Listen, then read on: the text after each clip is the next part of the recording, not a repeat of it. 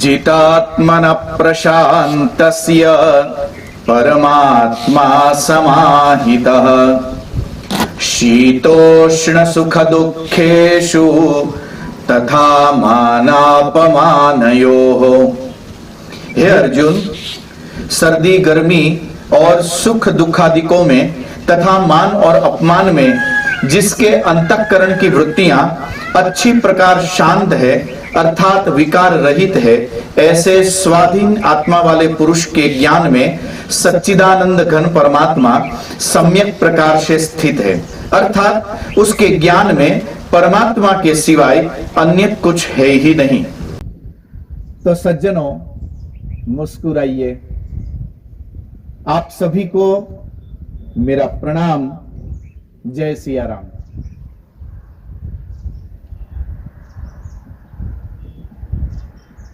कन्या गुरुकुल के लाभार्थ मानवता मिशन द्वारा आयोजित इस आत्म संयम चिंतन सत्र में पुनः एक बार आपका स्वागत है। सज्जनों, हम चर्चा कर रहे थे जितात्मन प्रशांतस्य, जिसने अपने स्वयं के ऊपर विजय को प्राप्त कर लिया है, ऐसा परमात्मा समाहितः,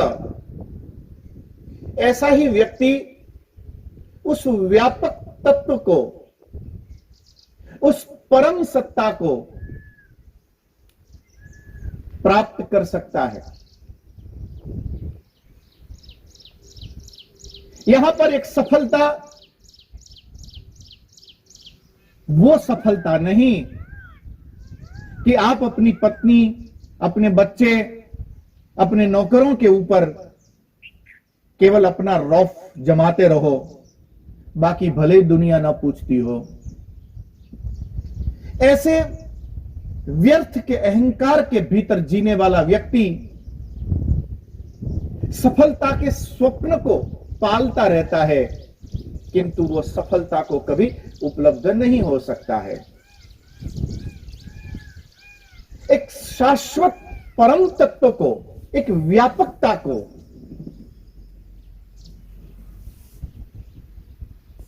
महात्मा गांधी यदि अफ्रीका के किसी कस्बे में पहुंचे तो भी लोगों की श्रद्धा, उनके प्रति लोगों का विश्वास उतना ही दृढ़ जितना भारत में स्वतंत्रता के दौरान लोगों ने महात्मा गांधी का अनुसरण किया। व्यक्तित्व की वो ऊंचाई जहां पर एक मैली कुचेली छोटी सी पोतड़ी भी उनके व्यक्तित्व की बाधा न बन सके, अपितु उस व्यक्तित्व का साधक बन जाए, जिसे हम पर्सनालिटी कहते हैं, जिसे व्यक्तित्व कहते हैं। उस व्यक्तित्व का अर्थ है कि जो व्यापक में समाहित हो सका, जिसने समस्त बाधाओं को पार करके भीतर की आंतरिक चेतना को जगा लिया,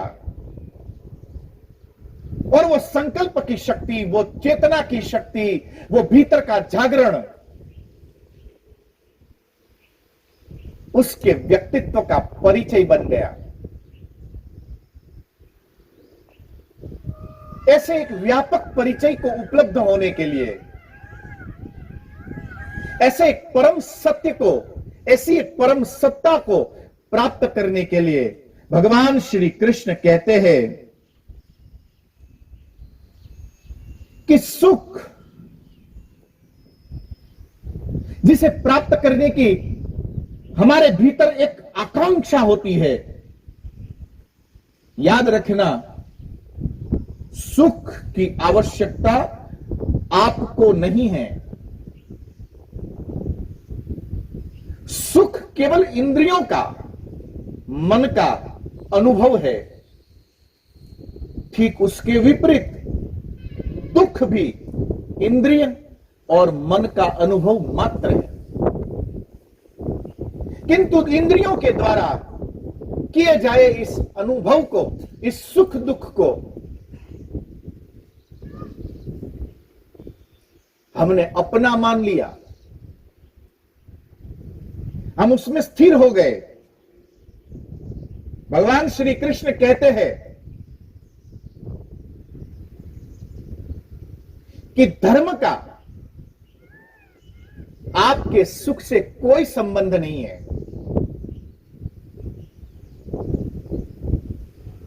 धर्म यदि चर्चा भी करे तो वो मुक्त होने की चर्चा करता है। धर्म यदि चर्चा करे तो वो परम के स्पर्श की चर्चा करता है। धर्म की चर्चा का विषय सुख नहीं, अपितु परम के स्पर्श करना है।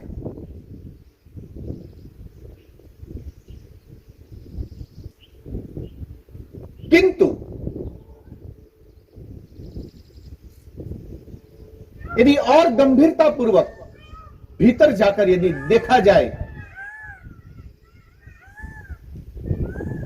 तो धर्म का मूलतः अभ्यास ये तो सुख की वासना को भीतर से तोड़ने का अभ्यास है। जब सुख की वासना ही टूट जाए,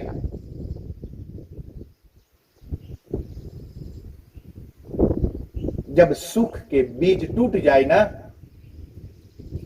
उसके बाद जो भीतर से उपलब्ध होता है उस उपलब्धि को कहते हैं आनंद की उपलब्धि। तो धर्म का गंतव्य कभी भी सुख नहीं रहा, धर्म का गंतव्य आनंद है। और इस सूत्र को और ठीक से समझना हमारे लिए बहुत काम का होगा। जितात्मनः प्रशांतस्य, जिसने खुद को जीत लिया, जिसने अपने मन पर काबू कर लिया, जिसने अपनी इंद्रियों को अपने वश में कर लिया, ऐसा आत्म संयमी व्यक्ति साधु है, योगी है। वो परम तत्व को स्पर्श करने के लिए लायक बन जाता है। मैं एक बार मंदसौर की यात्रा में था और मुझे खबर मिली कि पूज्यपाद दिव्यानंद जी महाराज अभी मंदसौर में मैनपुरिया आश्रम में विराजित है। तो स्वाभाविक मेरा मन हुआ कि लाओ चलते हैं, पूज्य श्री के दर्शन कर आए। तो मैं आश्रम में उनके दर्शन के लिए पहुंचा। उनकी कुटिया बंद थी। बाहर मैंने सेवक से बात की।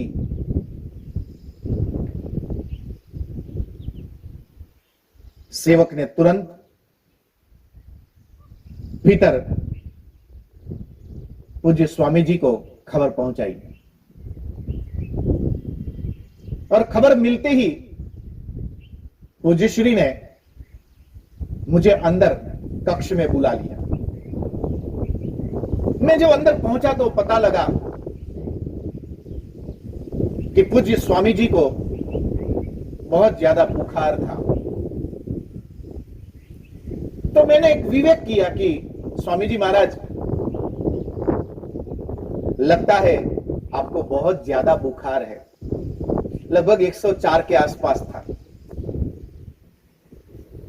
मैं बाद में आ जाऊंगा, मैं फिर आ जाऊंगा। अभी आपको विश्रांति की आवश्यकता है। वही अपने फक्कड़ अंदाज में वो मुस्कुराए और कहा कि रामानुज जी,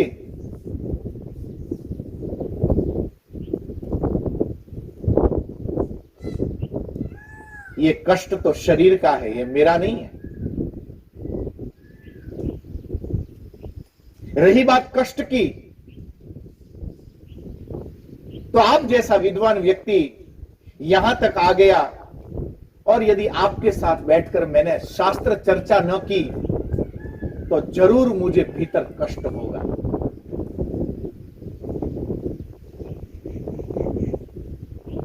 जिसने अपनी इंद्रियों को, अपने मन को इतना वश में कर लिया हो कि 104 डिग्री बुखार में भी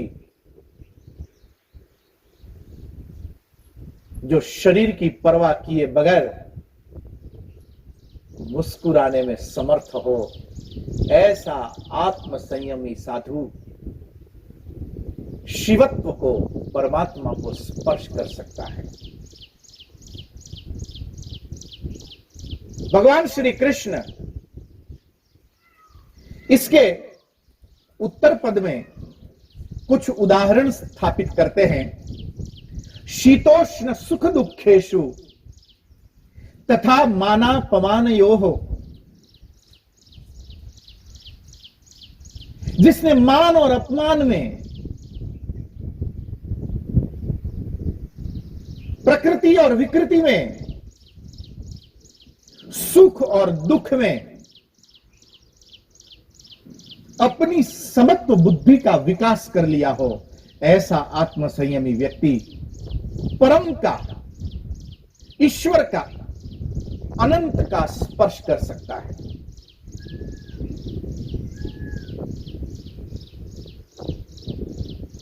भारतीय अध्यात्म का जो चिंतन है, पुराणों के उस चिंतन में एक सुंदर शब्द चित्र स्थापित है मुक्ति के लिए।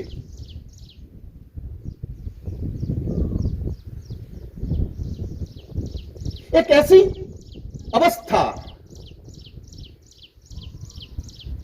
एक तो यहां पर इस जगत में और इस जगत के विषय में आप सब जानते ही है। फिर एक शब्द चित्र आया नरक का, जहां पर केवल और केवल बस समस्याएं हैं, तकलीफें हैं, दुर्गति है। एक सातवें पाताल में उतरकर अनुभव करने वाली ये समस्याओं की विधा नहीं है। ये नर्क मन की अवस्था का ही एक वर्णन है।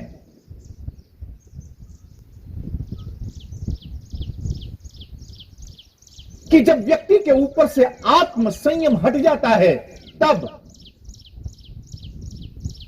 ऐसा असंयमित व्यक्ति जिस अनुभव को उपलब्ध होता है, उस अनुभव को कहते हैं नरक। जहां केवल प्रताड़ना है, जहां केवल समस्याएं हैं। फिर एक और शब्द चित्र आया स्वर्ग का, जिनकी भीतर की जागृति, जिसके भीतर का ज्ञान पूर्ण रूपेण, जिसने अभी आत्मबोध को उपलब्ध नहीं किया है, किंतु जो उस मार्ग का यात्री बनने के लिए तैयार हो चुका है, जिसकी अभी वासना पूर्ण रूपेण नहीं मिट पाई, अभी वासनाएं हैं, किंतु भीतर की एक आकांक्षा ईश्वर को स्पर्श करने की जग चुकी है। ऐसा कोई सत्संगी व्यक्ति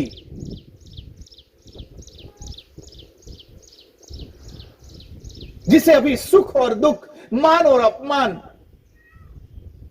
जिसकी आकांक्षा अभी मरी नहीं है, इसके लिए एक दूसरा शब्द चित्र आया स्वर्ग, जहां पर अप्सराओं का नृत्य है,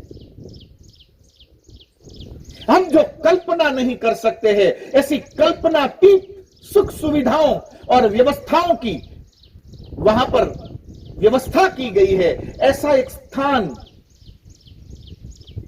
यह भी यहां कोई बादलों से ऊपर एक छोटा सा महानगर नहीं है कि आप यहां से एक प्लेन में बैठ जाओ और वहां उतरकर फिर कुछ दिन के लिए आनंद कर लो। क्षीणे पुण्य मर्त्यलोकम विशंति, यह बड़ा अद्भुत सूत्र है। इसलिए परम को प्राप्त करने के लिए इसी सुख की, इन्हीं सुविधाओं की आपको लालच देकर आपकी वृत्तियों को और मजबूत करने का एक अभिगम, एक विवेक हमारे ऋषियों का, और उसने एक शब्द चित्र दिया स्वर्ग का। यह भी एक मन की अवस्था है। और फिर एक अंतिम चित्र दिया, एक सुंदर चित्र दिया, एक बड़ा आदर्श सूत्र दिया, और वो चित्र का नाम है मुक्ति। पुराणों में मैंने पढ़ा कि जब व्यक्ति मुक्ति को उपलब्ध होता है, तब वो जहां पहुंचता है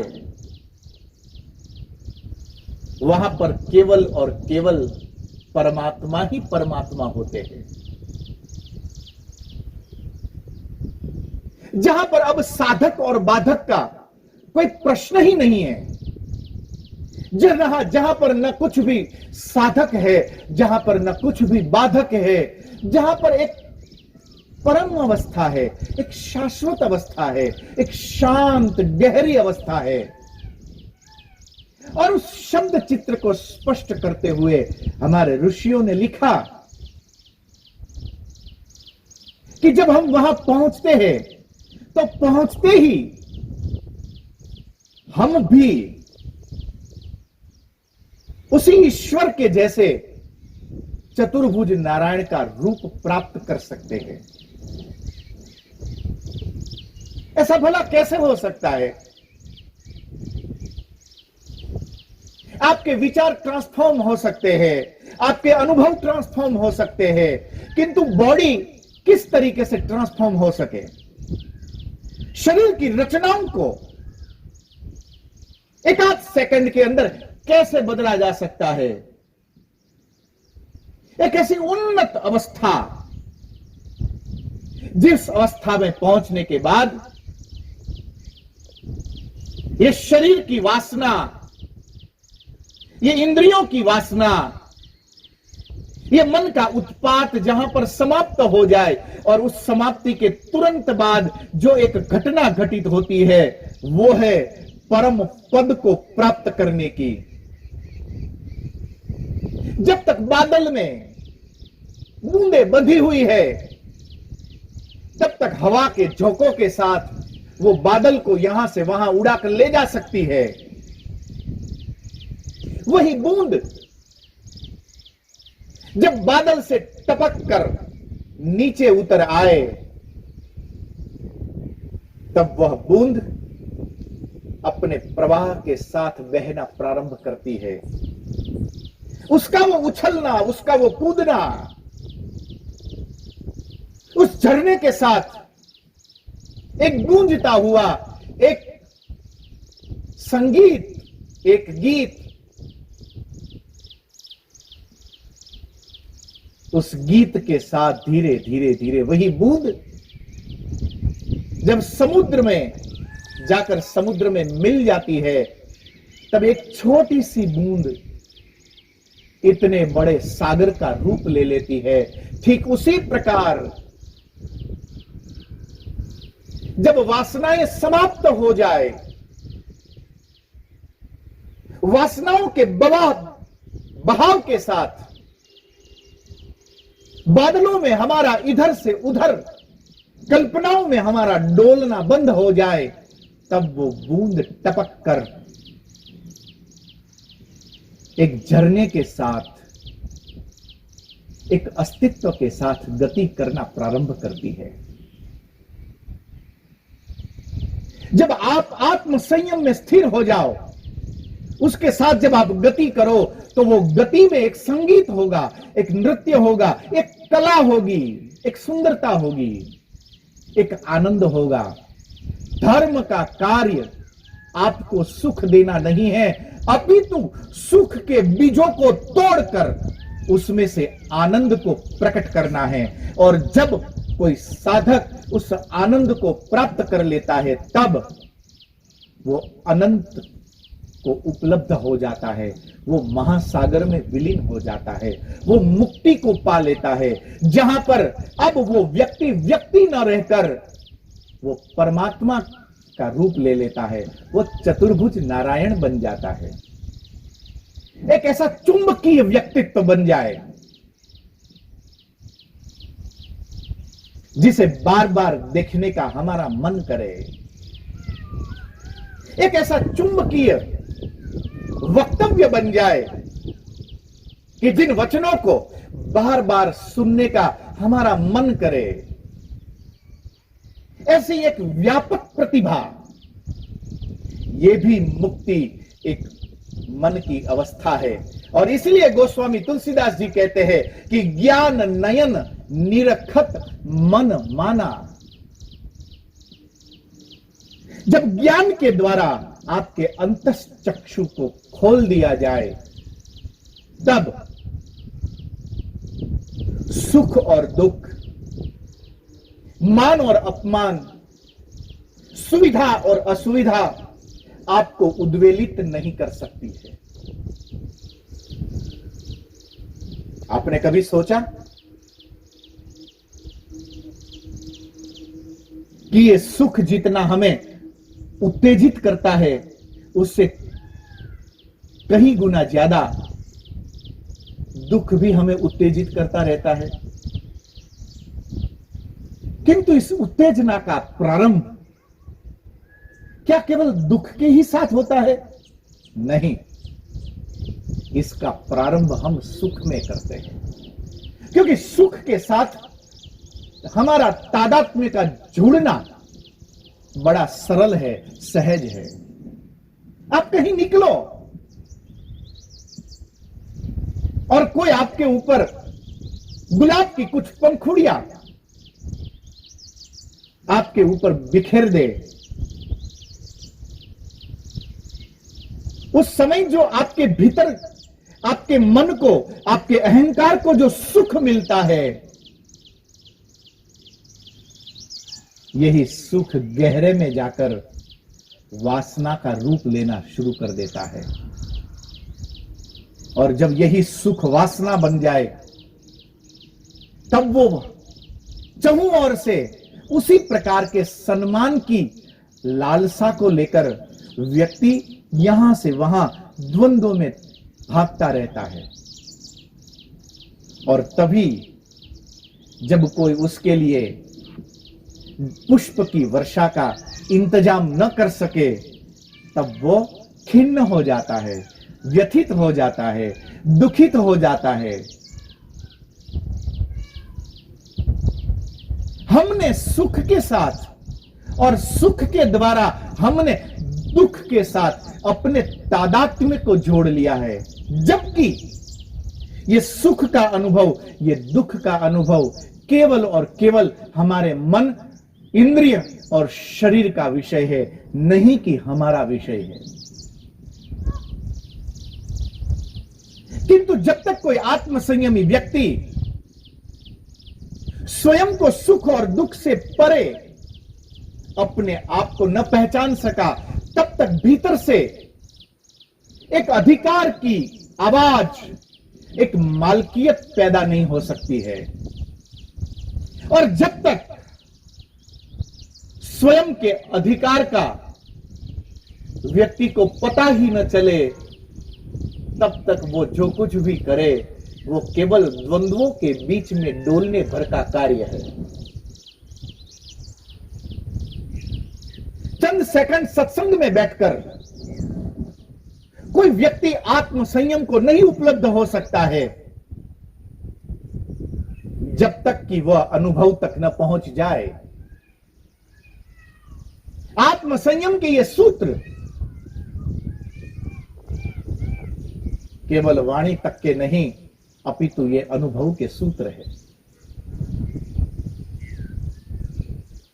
सच्चाई ये है सज्जनों,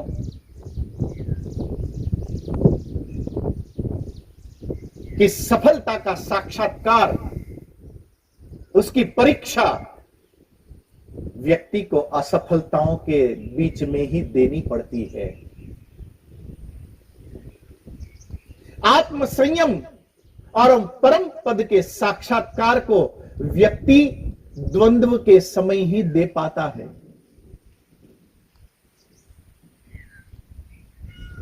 जब तक मन के भीतर सुख और दुख का आंदोलन है, जब तक ये द्वंद्व बना है, जब तक मान और अपमान के बीच की वासना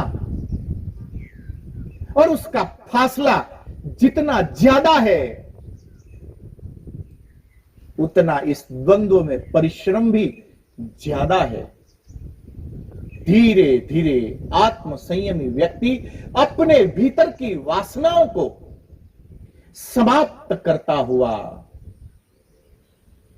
अपने भीतर के समत्व को जागृत करता हुआ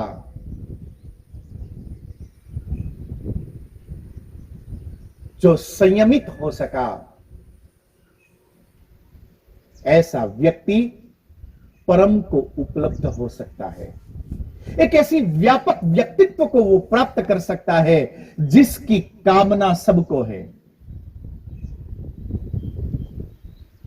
उस कामना को लेकर जब कोई आत्मसंयमी व्यक्ति प्रयत्नशील होता है, श्री कृष्ण कहते हैं कि जिसने खुद को जीत लिया वो शाश्वत शांति में अपने आप को पा सकेगा।